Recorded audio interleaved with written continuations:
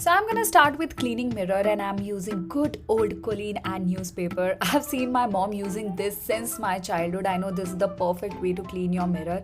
It doesn't leave stain or scars or those scratches. It's just perfect. Try using it, you'll love it.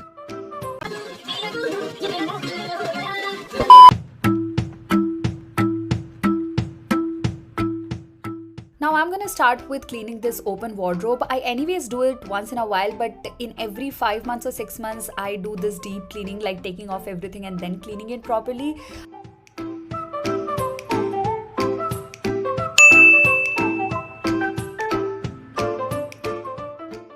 And yeah, I forgot to cover my face, guys. I don't want any more Sita Gita on my skin, so yeah, covering it properly. And yeah, I'm good to go.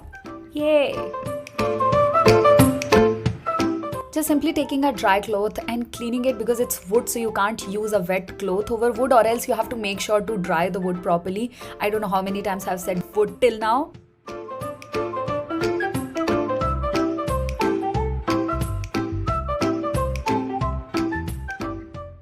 Now I'm gonna use again a good old method of cleaning, jhadu. I'm just gonna dust off the floor and lay this carpet over. This one I bought from a local flea market, and ये mirror के मेरे सामने रहता था.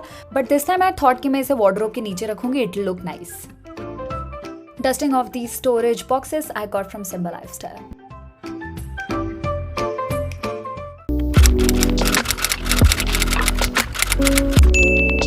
Now I'm gonna rearrange everything back. This is one of the most peaceful process of cleaning, seeing everything back together.